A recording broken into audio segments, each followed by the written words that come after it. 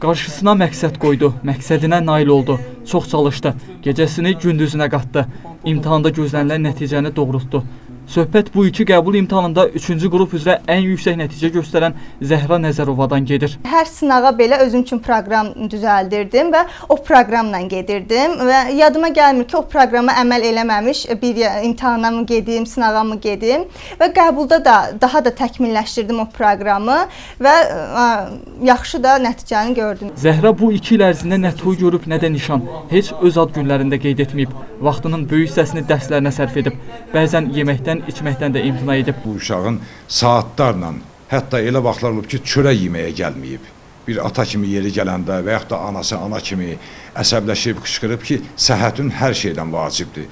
Ona baxmayaraq kitabdan, dəftərdən əl çəkməyib. İndi onun əsas hədəfi prezident təqaüdçüsü adını qazanmaq, gələcəkdə vətənə və millətə yararlı hüquq nümayəndəsi olmaqdır. Valideynləri onun hüquqşünas arzusunun uşaqlıqda meydana gəldiyini deyir. 5 yaşı var idi, bağçaya gedirdi, 289 saylı bağçaya.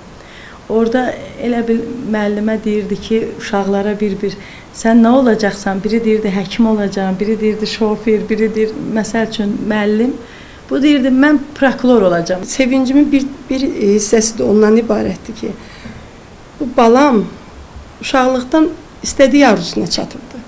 Yəni istədiyi fakültəyə də daxil olub. Bu 2 il ərzində ən çox əziyyət çəkən isə qəhrəmanımızın bacısı olub.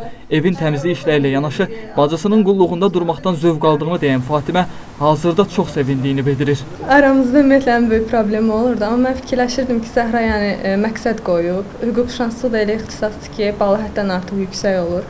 Ona görə bilirdim ki, ona istənilən minimal bal kifayət eləməyəcək. Yəni əlimdən gələn dəstəyi ona həqiqətən göstərirdim. Yüksək bal toplayıb elmə, biliyə yiyələnən şəxs bir ailənin ya da bir nəslin yox, bir məmləkətin fəxri, bəşəriyyətin qazancıdır. Çünki bu dünyanı bilik və elm xilas edəcək. Rövşən Abdurrahmanlı, Namiq Abdullayev, Space.